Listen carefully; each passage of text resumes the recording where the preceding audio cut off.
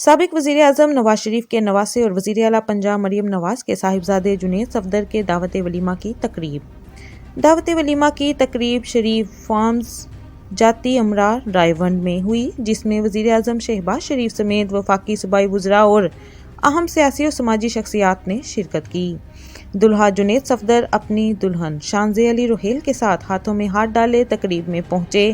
دلہا جنید صفدر نے سفید شلوار اور گرے رنگ کی شیروانی پہن رکھی تھی۔ دلہن شانزے علی گلابی عروسی لباس میں ملبوس تھیں۔ پنڈال کو بھی دلہن کے عروسی لباس کی نسبت سے پھولوں کے ساتھ سجایا گیا تھا۔ تقریب کے دوران سازندے فضا میں خوبصورت دھنوں کے ساتھ سر بکھیرتے رہے۔